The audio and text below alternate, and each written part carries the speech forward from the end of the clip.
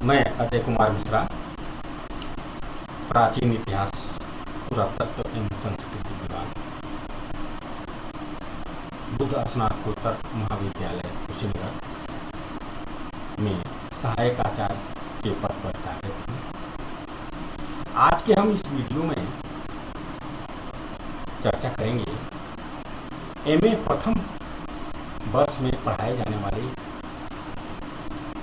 पंचम प्रश्न पत्र यानी 5वें प्रश्न पत्र इतिहास दर्शन व इतिहास लेखन परंपरा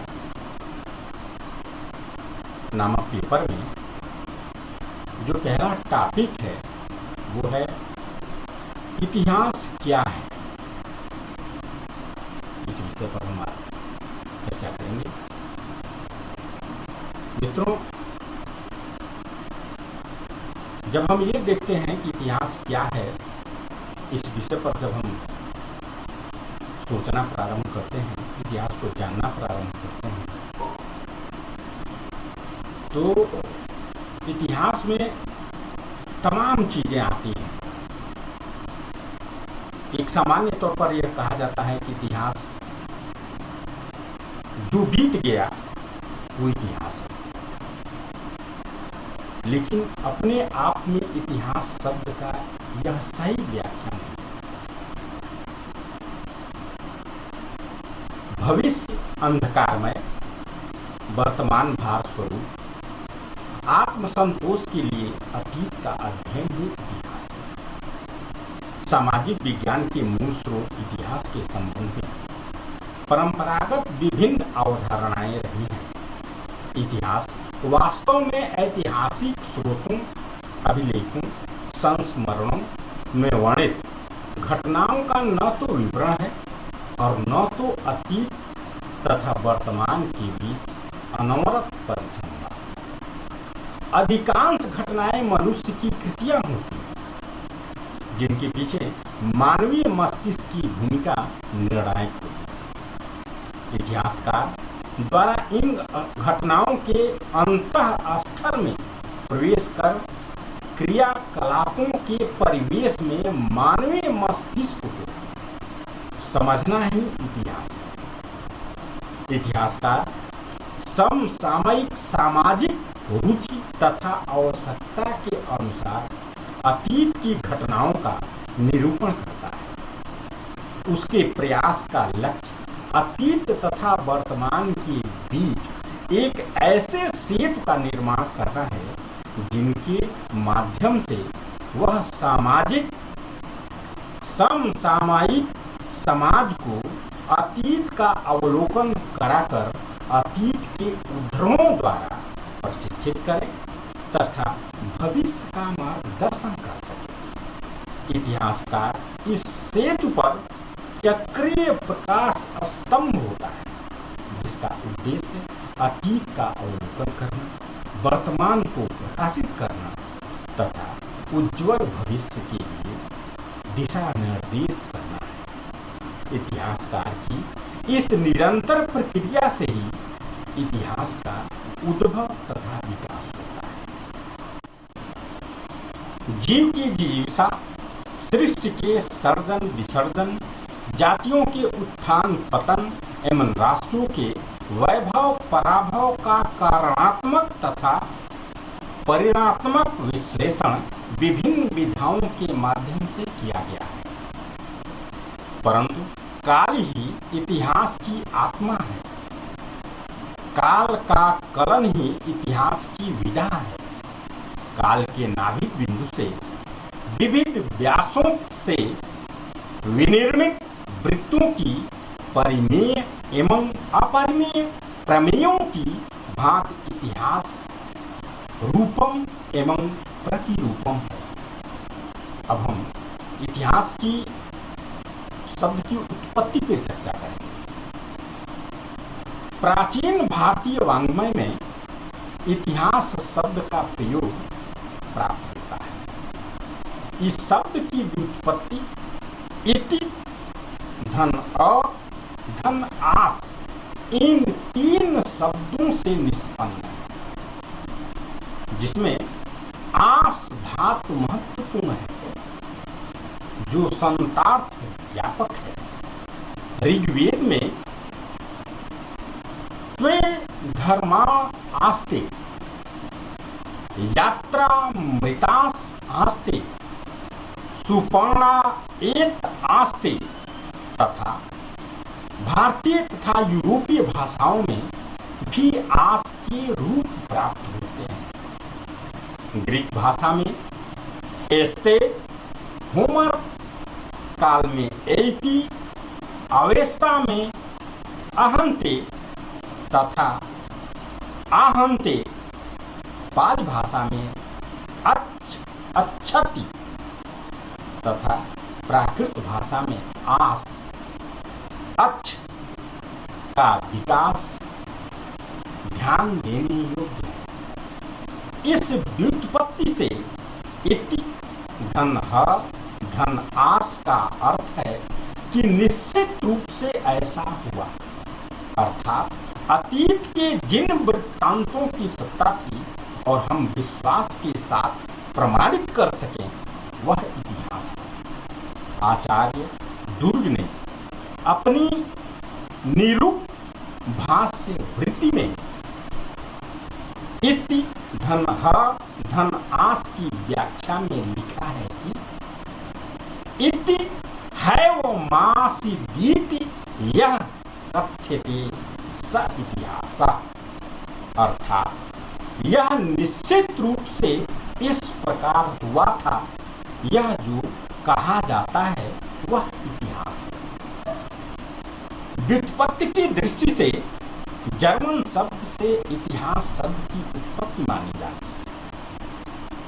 इसका अर्थ है विगत घटनाओं का विशेष एवं बोधगम्य विवरण। ग्रीक भाषा का हिस्टोरी शब्द वह विशेषज्ञ के लिए प्रयुक्त होता था जिससे वाद विवाद के निर्णय के लिए निवेदन किया जाता था। सर्वप्रथम हिस्ट्री शब्द का प्रयोग हेरोडोटस ने किया, इसलिए कतिपय विद्वान इसे इतिहास का जनक मानते हैं। हिस्ट्री शब्द से हेरोडोटस का प्रयोजन गवेषणा एवं अनुसंधान था, जिसकी अभिव्यक्ति कालांतर में यूनानी जनों की अदम्य ज्ञान पिपासा एवं अतिरिक्त अनुसंधित्सा हिस्ट्री की परिभाषा में हुई। आयातित शब्द हिस्ट्री को इतिहास का पर्यायवाची अथवा समानार्थक रूप में प्रयोग प्रचलित है, परंतु दोनों शब्दों के धातु मूलक अर्थ भिन्न है। व्यवहार के लिए यह शब्द स्वीकार कर लिया गया। रेनियर ने एक स्टोरी के रूप में इसे परिभाषित किया कि इतिहास history is the story of experience of man living in the civilised society. इस प्रकार हिस्ट्री शब्द ही प्लस स्टोरी में मूलभूत स्टोरी यानी कथा गाथा के अर्थ के रूप में अभिव्यक्त करता है। हिस्ट्री के युक्ति परक से यह धारणा उत्पन्न होती है कि हिस्ट्री शब्द का विकास कथाओं के अन्वेषण से संबद्ध है। अब हम इसकी परिभाषा की चर्चा करेंगे।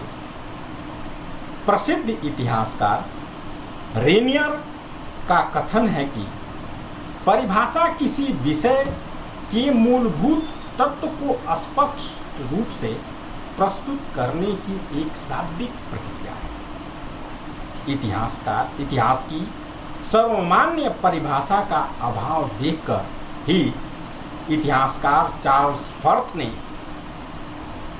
लिखा है कि history is not easy to define, अर्थात इतिहास की परिभाषा करना सरल कार्य नहीं है।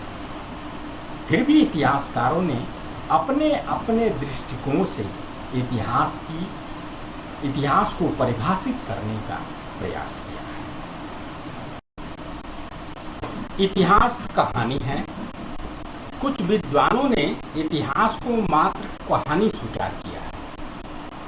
जीएम ट्रेवेलियन के अनुसार इतिहास अपने अपरिवर्तनीय अंश में एक कहानी है।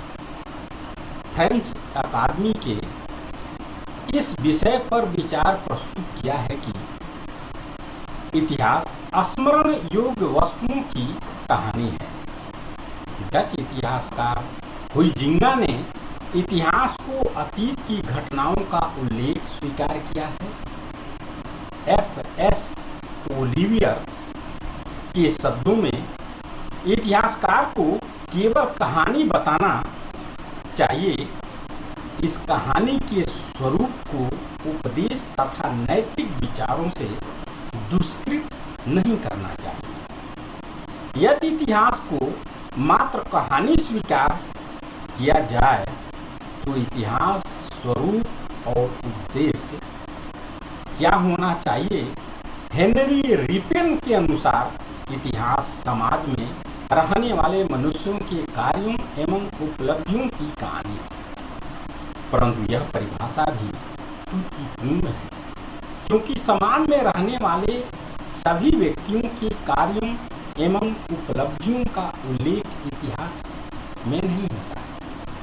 क्या अशोक अथवा अकबर कालीन इतिहासकारों ने अपने इतिहास में समसामयिक समाज के सभी व्यक्तियों के कार्यों एवं उपलब्धियों का उल्लेख किया है? संभवतः नहीं। इतिहासकार केवल समाज का नेतृत्व करने वाले महत्वपूर्ण व्यक्तियों के कार्यों का वर्णन करता है। इस प्रकार इतिहास को समाज के सभी व्यक्तियों के कार्यों तथा उपलब्धियों की कहानी नहीं स्वीकार किया जा सकता। रेनियर महोदय के अनुसार इतिहास सभ्य समाज में रहने वाले मनुष्यों के कार्यों का उल्लेख होता है। सभ्य समाज से अभिप्राय संगठित समाज तथा राज्य और प्रशासन से है। जंगलों में जीवन व्यतीत करने वाले असंगठित मनुष्यों का इतिहास नहीं होता। प्रत्येक व्यक्ति अपने ढंग से कार्य करता है, यद्यपि प्रत्येक व्यक्ति का अपना इतिहास होता है। इतिहास जिसका जन सामान्य अध्ययन करता है, उसमें प्रत्येक व्यक्ति के कार्यों का उल्लेख संभव नहीं है। इतिहास में सभ्य समाज का तात्पर्य संगठित समाज होता है। समाज का नेतृत्व कुछ व्यक्ति करते हैं, इसलिए उनके कार्यों का उल्लेख इतिहास में होता है। संगठित समाज द्वारा राज्य का निर्माण होता है।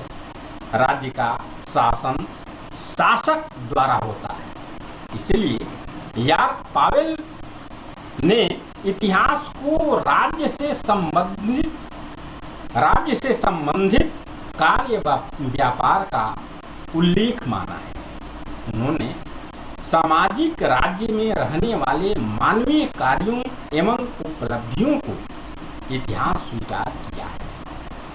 शेले की भी रुचि राज्य के इतिहास में रही है।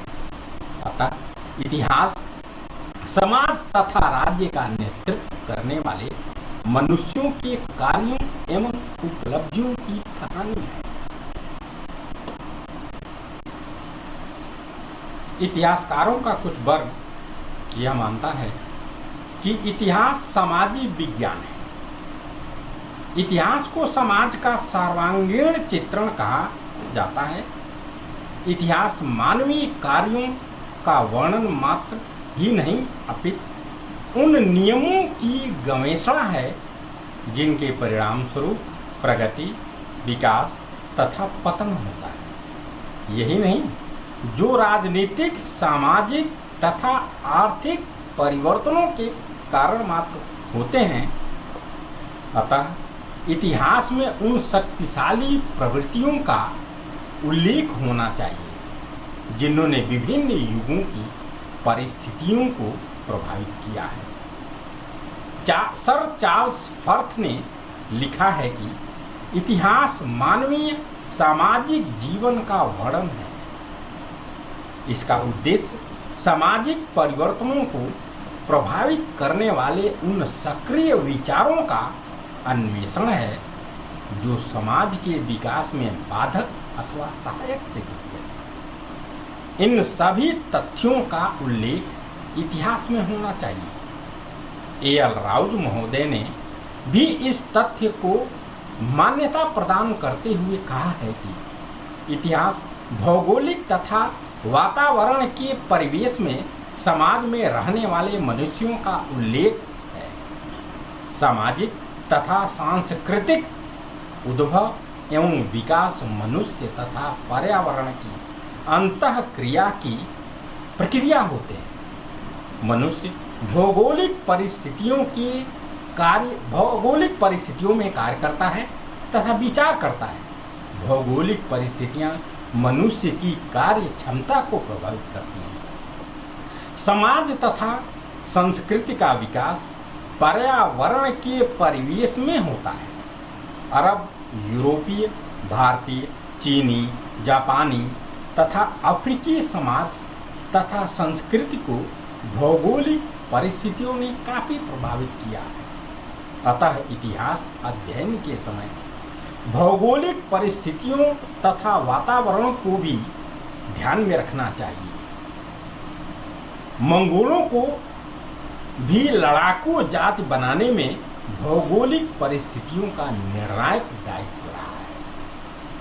इतिहास सामाजिक विज्ञान का उद्गम स्थल है।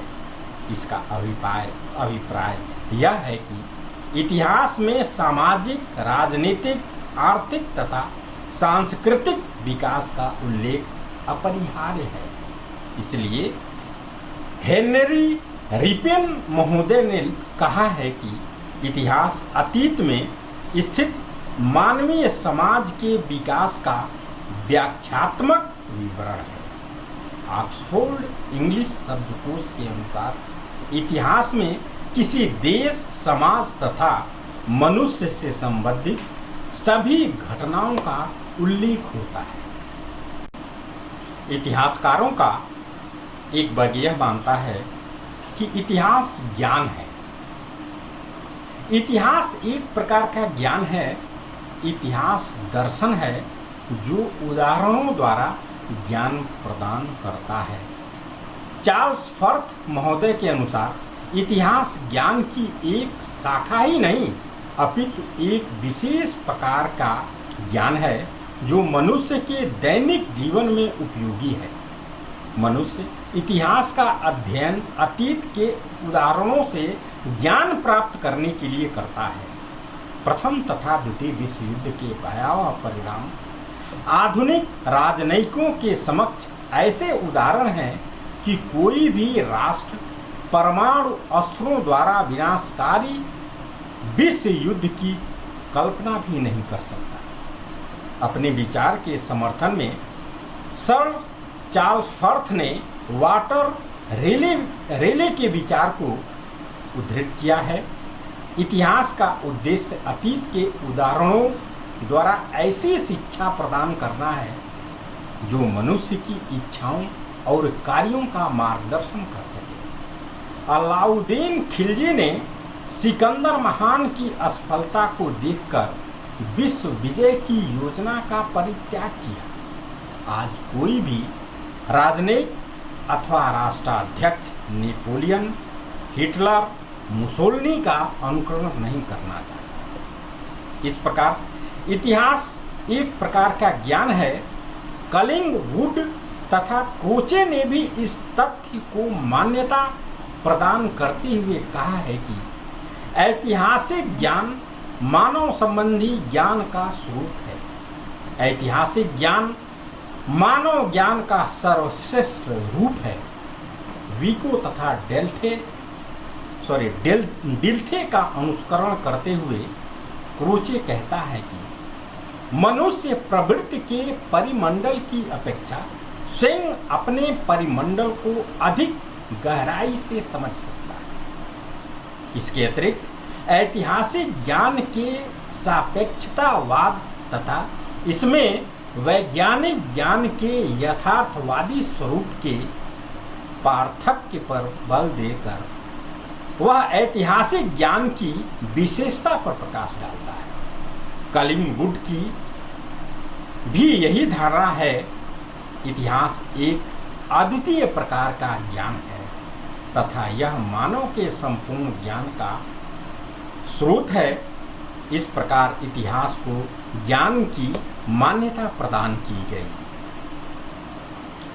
संपूर्ण इतिहास विचार का इतिहास है। कलिंगवुड संभवतः अपने सर्वाधिक प्रसिद्ध वाक्यांश में कहते हैं, संपूर्ण इतिहास विचार का इतिहास होता है। मनुष्य का कार्य विचारपूर्ण होता है। इतिहास में विचारों को प्रधानता देने का तात्पर्य यह है कि विचार ही मानवीय कार्य व्यापार का मूल स्रोत तथा उद्गम स्थल है। मानवीय कार्यों के लिए विचार प्रेरक शक्ति है। इतिहास के अभिनेताओं के कार्यों एवं उपलब्धियों का अध्ययन करने के पहले उसके विचार का अध्ययन अत्यंत आवश्यक हो जाता है। इस प्रकार विचार का अध्ययन कार्यों के अध्ययन को सुगम तथा बोधगम्य बनाता है। डिल्थे ने इस मत का समर्थन किया है कि इतिहास वर्तमान में अतीत कालिक ज्ञान का अध्ययन है। इतिहासकार ऐतिहासिक अभिनेता के विचारों की पुनरावृत्ति कर अतीत का पुनर्निर्माण करता है। वही विचार इतिहास है जिसका अनुभव इतिहासकार कर सके अथवा जो इतिहासकार के मस्तिष्क में पुनर्जीवित हो सके। इसलिए रेनियर ने भी कहा है कि इतिहास सभ्य समाज में रहने वाले मनुष्यों के अनुभवों की कहानी है। अतः अनुभव गम्य विचार को ही इतिहास की संज्ञा दी जा सकती है। क्या इतिहास विचार ही इतिहास होता है? यह अवधारणा विद्वानों के बीच विवाद का विषय बनी हुई है। कलिंगवुड के इस वाक्यांश की सर्वाधिक आलोचना प्रोफेसर वाल्स ने की। उनके अनुसार इतिहास विचार प्रधान नहीं होता। प्रायः दैवीय प्रकोप, बाढ़, भूकंप, अनावृष्टि तथा अतिवृष्टि मानवीय विचार के विपरीत परिणाम देते हैं। इस प्रकार दैवीय प्रकोप के समक्ष मानवीय विचार प्रधान न होकर अस्तित्वहीन प्रतीत होने लगता है। हेगेल तथा मार्क्स ने भी इस तथ्य को स्वीकार किया है कि अंतर्निहित शक्तियाँ प्रायः मानवीय इच्छा के विपरीत परिणाम देती हैं। यदि इतिहास में विचार ही प्रधान होता तो संभवतः असफलताओं का इतिहास ही नहीं होता। इससे स्पष्ट हो जाता है कि विचार मानवीय क्रियाओं की उत्प्रेरक शक्ति होता है। फिर भी अदृश्य दैविक शक्तियों एवं प्राकृतिक प्रकोपों के समक्ष विचार नगण्य तथा अस्तित्वहीन हो जाता है। अतः सभी इतिहास को विचार का इतिहास नहीं कहा जा सकता है। यदि इतिहास विचार का इतिहास है और यदि प्रत्येक विचार स्वरूप ऐतिहासिक होता है तो मोहम्मद तुगलक की विचार प्रधान योजनाएं विफल नहीं होती। नेपोलियन की रूस विजय योजना असफल नहीं होती। ऐतिहासिक अध्ययन वस्तु को आत्मवेषणा की प्रक्रिया है जिसके परिणाम स्वरूप अधिगत आत्मबोध की सहायता से मनुष्य अपने वर्तमान कालिक जीवन को सुचारू रूपेण नियंत्रित कर सकता है। संपूर्ण इतिहास समसामयिक इतिहास होता है। महान इटालियन क्रोचे की अभिव्यक्ति है कि संपूर्ण इतिहास समसामयिक इतिहास होता है। जिस समय क्रोचे ने अपने इस प्रसिद्ध वाक्यांश की उद्घोषणा की उस समय 20वीं सदी के विद्वत समाज के लिए यह उपहासास्पद प्रतीत होने लगा कि कैसे अतीत को वर्तमान की संज्ञा दी जा सकती है। क्रोचे के वाक्यांश का यह तात्पर्य है कि प्रत्येक वर्तमान इतिहासकार अतीत का अपने दृष्टि से अवलोकन करता है, अतीत को उस रूप में नहीं देखता जिस रूप में वह था। अतीत का निर्माण इतिहासकार के मस्तिष्क में होता है। उसके अनुसार इतिहासवाद इस तथ्य का स्पष्टीकरण है कि जीवन यथार्थ इतिहास से अभिन्न है।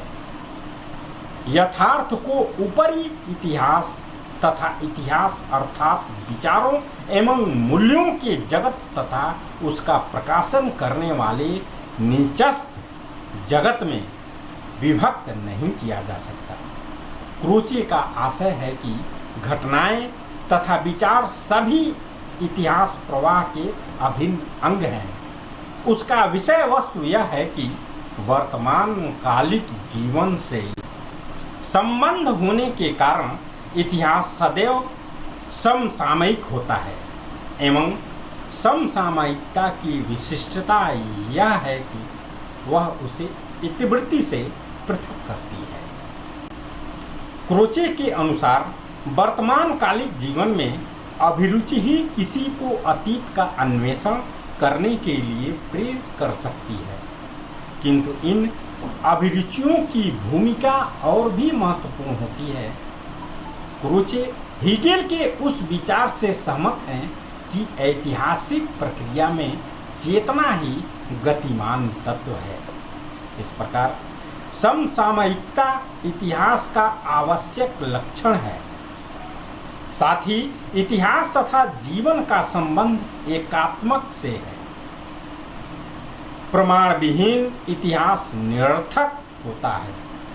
परीक्षा सिद्धि प्रमाण का संबंध सदैव वर्तमान से होता है। इसलिए क्रोचे का प्रसिद्ध वाक्यांश संपूर्ण इतिहास समसामयिक होता है, यथार्थ प्रतीत होता है। इतिहास की समसामयिकता को अन्य विद्वानों ने भी स्वीकार किया है। रेनियर महोदय के अनुसार संपूर्ण अतीत मेरा अतीत है और मैं अपने व्यक्तिगत संतोष के लिए स्मरण करता हूँ। इतिहासकार अतीत का अध्ययन समसामयिक सामाजिक उपयोगिता के लिए करता है। डेवी ने भी इसे स्वीकार करते हुए कहा है कि अतीत के प्रति निष्ठा न तो उसके लिए और न तो अतीत के लिए बल्कि सुरक्षित तथा सुसंपन्न वर्तमान के लिए करते हैं कि यह सुखद भविष्य का निर्माण करेगा। अतः यह स्पष्ट है कि अतीत का अध्ययन अतीत के लिए नहीं अपितु सुरक्षित वर्तमान तथा सुखद भविष्य के लिए करते हैं। अतीत का उस क्षण वर्तमान हो जाता है जब हम वर्तमान की आवश्यकताओं के अनुरूप उसका पुनर्विस्तारण करते हैं।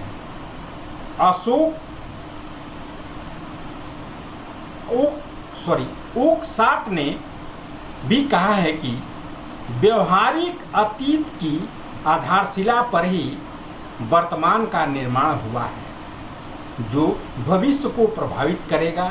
यह यथार्थ है कि वर्तमान का निर्माण अतीत की आधारशिला पर हुआ है। जो वाल्स के अनुसार इतिहास अतीत अंतराल के मानव जाति का अध्ययन होता है। वर्तमान की रुचि ही इतिहासकार को फल के अंतराल में निहित तथ्यों को प्रकाश में लाने के लिए प्रेरित करती है।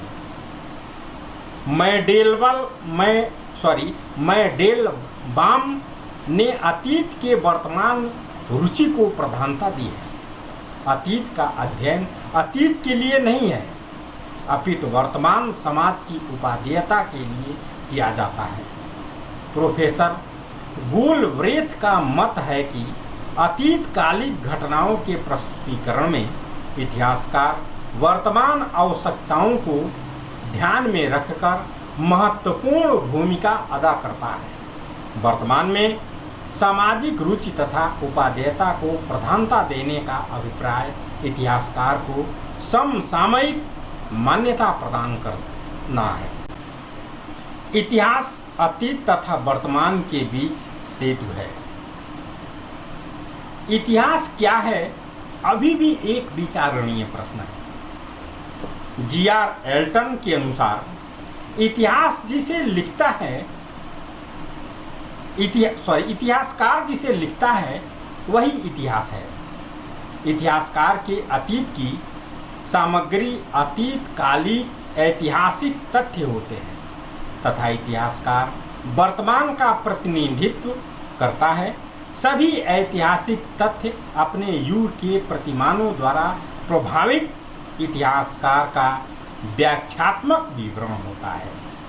चयन तथा व्याख्या की अंतर प्रक्रिया का स्वरूप अतीत तथा वर्तमान है। यदि तथ्य अतीत का प्रतिनिधित्व करता है तो इतिहासकार वर्तमान का।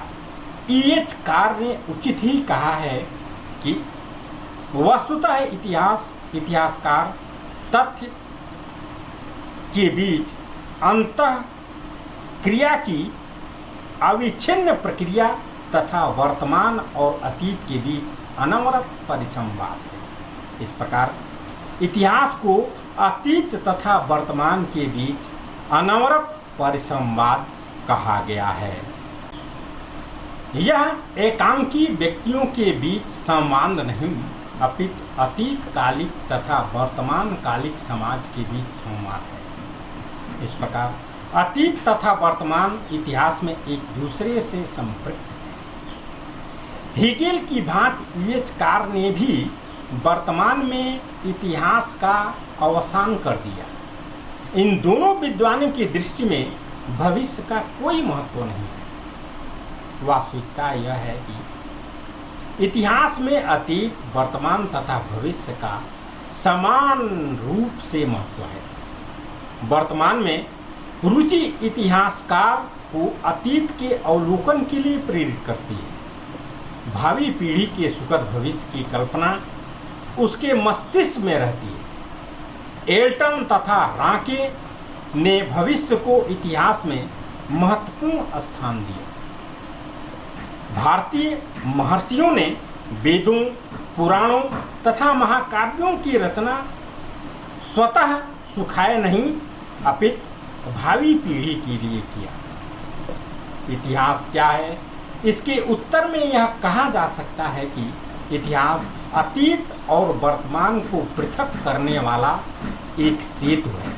इतिहासकार उस सेतु के माध्यम से समसामयिक समाज को अतीत के उन तथ्यों का अवलोकन कराता है जो वर्तमान के लिए रुचिकर एवं उपयोगी हों। इतिहासकार इस सेतु का प्रकाश स्तंभ होता है। उसका कार्य अतीत के उद्धरणों द्वारा वर्तमान पर प्रकाश डालना तथा सुखद भविष्य का मार्गदर्शन करना होता है। अतः इतिहास अतीत एवं वर्तमान के बीच एक सेतु है। आज के वीडियो में हम इतना ही चर्चा करेंगे। अगले वीडियो में फिर मुलाकात होगी। नमस्कार।